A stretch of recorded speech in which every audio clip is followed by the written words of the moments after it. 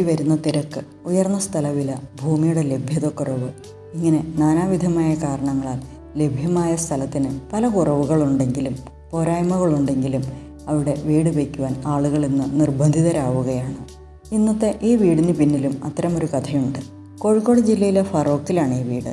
ഏതാണ്ട് 10 സെൻറ്റ് സ്ഥലമുണ്ട്. 10 സെൻറ്റ് സ്ഥലം എന്ന് പറയുന്നത് ഒരു വീട് വയ്ക്കാൻ ധാരാളമാണല്ലേ. ഇവിടെ 10 സെൻറ്റ് ഭൂമിയുണ്ടെങ്കിലും പ്ലോട്ടിന് തീരെ വീതി കുറവായിരുന്നു. പോരാത്തതിന് ഈ പ്ലോട്ടിനെ ചുറ്റി വളഞ്ഞ് ഏതാണ്ട് യു ഷേപ്പിൽ കടന്നു പോകുന്നൊരു റോഡുമുണ്ട്. പ്ലോട്ടിൻ്റെ ഒരു ഭാഗത്ത് സാമാന്യം നല്ല ഉയരമുള്ള വലിയൊരു റീറ്റെയിനിങ് വാളും. ഒരിക്കലും ഒരു വീട് പണിക്ക് സ്കോപ്പില്ല എന്നുള്ള ചിന്തയിൽ ഒരുപാട് കാലം മാറ്റി നിർത്തിയിരുന്നൊരു പ്ലോട്ട് കൂടിയാണിത്. പലപ്പോഴും വീട് വയ്ക്കാൻ തിരഞ്ഞെടുക്കുന്ന പ്ലോട്ടിന് സാധ്യതകളേക്കാൾ കൂടുതൽ പരിമിതികളാവും ഉണ്ടാവുക. ഒരാൾക്ക് വീട് വയ്ക്കാൻ 1 സെൻറ്റ് ഭൂമി മാത്രമേ ഉള്ളൂവെങ്കിൽ ആ 1 സെൻറ്റിൽ ഒരു കുടുംബത്തിൻ്റെ ആവശ്യങ്ങളെ നിറവേറ്റുന്ന ഒരു പാർപ്പിടം തീർക്കുവാൻ കഴിയണം. അവിടെയാണ് സാങ്കേതികവിദ്യയുടെ വിജയം. അവിടെയാണ് ആർക്കിടെക്ചർ ഡിസൈനിങ്ങിൻ്റെ മികവ്. കുറവുകളെല്ലാം നിറവുകളാക്കി പരിമിതിയെ അതിജീവിച്ച് ലഭ്യമായ സ്ഥലത്തിൻ്റെ സാധ്യതകളെ മുഴുവനും കണ്ടറിഞ്ഞ് പ്രയോജനപ്പെടുത്തിയാണ് സുബീഷിൻ്റെയും നയനയുടെയും ഈ വീട് നിർമ്മിച്ചിട്ടുള്ളത്. പ്ലോട്ടിൻ്റെ പ്രത്യേകത മൂലം ഹോം ഓൺ എ ലൈൻ എന്നാണ് ഈ പ്രോജക്റ്റിനെ വിശേഷിപ്പിക്കുന്നത്. ഈ പ്ലോട്ടിൻ്റെ നേരെ പിറകിലുള്ളത് സുബീഷിൻ്റെ കുടുംബ വീട് തന്നെയാണ്. തൊട്ടടുത്തൊക്കെ മറ്റ് വീടുകളുമുണ്ട്. ഈ ഗൃഹനിർമ്മാണത്തിൻ്റെ കൂടുതൽ വിശദാംശങ്ങളിലേക്ക് കടക്കുമ്പോൾ ഏറ്റവും അനാകർഷകമായി കണ്ടിരുന്ന അല്ലെങ്കിൽ ഏറ്റവും അനാകർഷകമായി കിടന്നിരുന്ന ആ വലിയ റീറ്റെയിലിംഗ് വാളിനെ പൊളിച്ചു കളയാതെ പകരം ആ മതിലിനോട് ചേർന്ന് വല്ലികളും ചെടികളും വെച്ച് പിടിപ്പിച്ച് പച്ചപ്പ് നിറച്ചു അവിടെ ഒരു യാർഡാക്കി മാറ്റി. വീടിൻ്റെ ഈ ഭാഗത്തെ ചുമരുകൾക്ക് മുഴുവനും ഗ്ലാസ് നൽകി ഏറ്റവും വലിയ മൈനസ് പോയിൻ്റായി കണ്ടിരുന്ന ആ റീറ്റെയിലിംഗ് വാളിനെ വീടിനുള്ളിലേക്ക് കാഴ്ചകൾ നിറയ്ക്കുന്ന ഒരു ഫോക്കൽ പോയിൻ്റായി അല്ലെങ്കിൽ ഒരു ഫീച്ചർ വാളാക്കി മാറ്റുകയായിരുന്നു. മതിലിനും വീടിനും ഇടയിലുള്ള സ്ഥലത്ത് ബേബി മെറ്റൽ വിരിച്ച് മുറ്റത്ത് നടക്കുവാനുള്ള സൗകര്യവും തീർത്തു.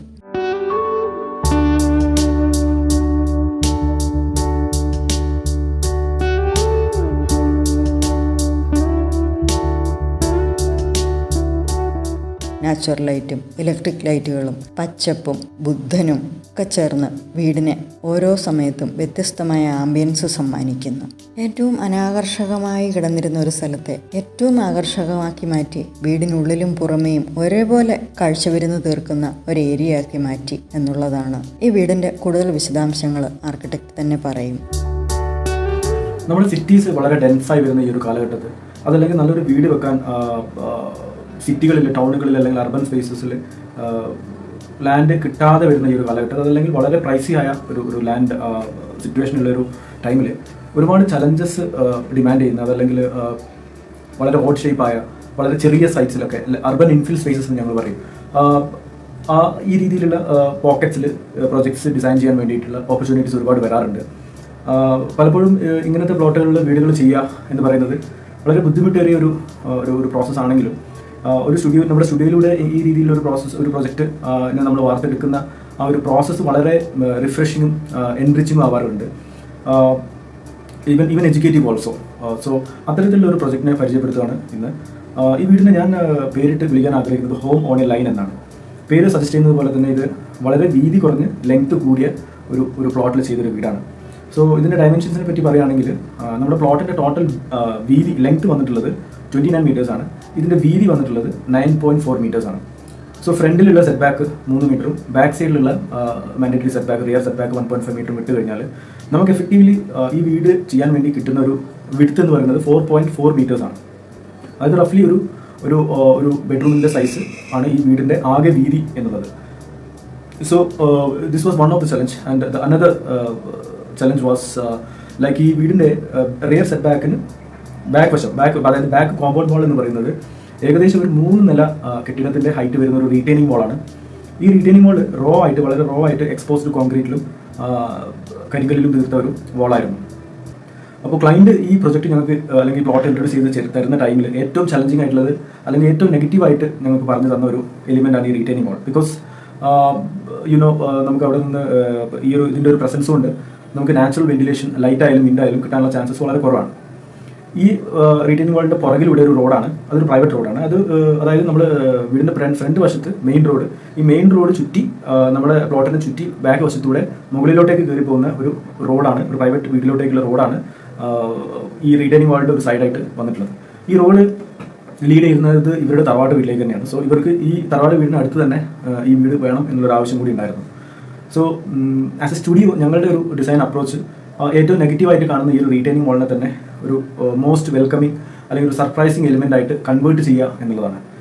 അതായത് ഞങ്ങൾ ഇമാജിൻ ചെയ്തത് വീടിൻ്റെ എല്ലാ റൂമുകൾ, അതായത് ഈവൻ എല്ലാ ബെഡ്റൂംസിൽ നിന്നും എല്ലാ കോമൺ ഏരിയാസും, ലിവിങ് ഔട്ട്, ഡൈനിങ് അല്ലെങ്കിൽ സിറ്റ് ഔട്ട്, കിച്ചൺ, എല്ലാ റൂമുകളിൽ നിന്നും ഈ പുറകിലേക്കുള്ള റീറ്റെയിനിങ് മോളിലോട്ടേക്ക് ഒരു കാഴ്ച വേണം. ആൻഡ് ഈ back set back, rear set back ഒരു പ്രൈവറ്റ് ഗാർഡനായിട്ട് ട്രീറ്റ് ചെയ്യുകയും ക്ലൈംബേഴ്സ് വർഗ്ഗത്തിൽപ്പെട്ട അല്ലെങ്കിൽ ഹാങ്ങിങ് പ്ലാന്റ്സ്, ഹാങ്ങിങ് വർഗ്ഗത്തിൽപ്പെട്ട ഒരുപാട് plants, different varieties of species of പ്ലാന്റ്സിനെ കൊണ്ട് ഈ റീറ്റെയിനിങ് മോളിനെ നമ്മളൊരു ഗ്രീൻ മോളാക്കി അല്ലെങ്കിൽ ഗ്രീൻ വെർട്ടിക്കൽ മോളാക്കി കണക്കാക്കുന്നു. സോ ഇതൊരു ബാക്ക്ഡ്രോപ്പ് ആയിട്ട് ആക്ട് ചെയ്യുക എന്നുള്ളതായിരുന്നു നമ്മുടെ ഒരു കോൺസെപ്റ്റ്. സോ വീട് വളരെ ലീനിയർ ആയതുകൊണ്ട് തന്നെ നടുക്ക്, വീടിൻ്റെ ടോട്ടൽ ലെങ്ത്തിൻ്റെ നടുക്ക് എൻട്രി ചെയ്യുകയാണെങ്കിൽ, like sit out, living and stair case especially നടുക്ക് വരികയാണെങ്കിൽ വളരെ എളുപ്പമുണ്ട്. നമുക്ക് ഇതിനൊരു LHS ഉണ്ടാവും, ഒരു RHS ഉണ്ടാവും. സോ ഗ്രൗണ്ട് ഫ്ലോറിൽ ഇതിൻ്റെ ലെഫ്റ്റ് ഹാൻഡിൽ ഒരു ബെഡ്റൂം, ഒരു ടോയ്ലറ്റാണ് പ്ലാൻ ചെയ്തിട്ടുള്ളത്. ആൻഡ് റൈറ്റ് ഹാൻഡിൽ again kitchen, dining and work area. Central കോറിലാണ് നമ്മുടെ sit out, dining and staircase ഉള്ളത്. ഫസ്റ്റ് ഫ്ലോറിലോട്ട് കയറിയാൽ LHSലും RHSലും ഓരോരോ ബെഡ്റൂമും ടോയ്ലറ്റും വീതം കൊടുത്തിരിക്കുന്നു. ആൻഡ് സെൻട്രൽ ഏരിയയിൽ അഗൈൻ സ്റ്റെയർ കേസിനോട് അറ്റാച്ച്ഡ് ആയിക്കൊണ്ട് ഒരു ചെറിയ സ്റ്റഡി സ്പേസും അതുപോലെ തന്നെ ഒരു അപ്പർ ലിവിംഗ് സ്പേസും പ്ലാൻ ചെയ്തിരിക്കുകയാണ്. സെക്കൻഡ് ഫ്ലോറിൽ ഒരു സ്റ്റെയറും കൂടി മുകളിലോട്ടേക്ക് കയറിയാൽ റൈറ്റ് ഹാൻഡ് സൈഡിൽ ഒരു ഓപ്പൺ അല്ലെങ്കിൽ ഒരു സെമി ഓപ്പൺ ടെറസ് ആണുള്ളത്.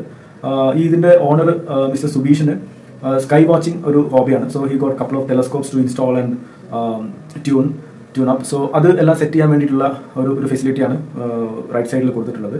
ലെഫ്റ്റ് ഹാൻഡ് സൈഡിൽ ഇതുമായിട്ട് അസോസിയേറ്റഡ് ആയിട്ട് തന്നെയുള്ള library and the music room for the wife. So ഈ രീതിയിലാണ് ഇതിൻ്റെ ഒരു പ്ലാനിങ് ചെയ്തിരിക്കുന്നത്. പ്രൊജക്ടിന്റെ തുടക്കത്തിൽ ഈ സൈറ്റ് കാണിച്ചുകൊണ്ട് ഒരു വീട് ഇവിടെ പോസിബിൾ ആവുമോ എന്നുള്ളൊരു സ്ട്രോങ് ആയിട്ടുള്ള ഒരു ഡൗട്ട് ആയിട്ടാണ് ക്ലയന്റ് നമ്മൾ അപ്രോച്ച് ചെയ്തത്. ബട്ട് അവരുടെ റിക്വയർമെന്റ് ആയ 4 ബെഡ്റൂം ഹോം, അതിലിപ്പോൾ 4ാമത്തെ ബെഡ്റൂം ഒരു മൾട്ടിപർപ്പസ് റൂം അല്ലെങ്കിൽ ഒരു ഹോബി റൂം ആയിട്ടാണ് യൂസ് ചെയ്യുന്നത്. അത് നമുക്കിവിടെ അച്ചീവ് ചെയ്യാൻ കഴിഞ്ഞിട്ടുണ്ട്.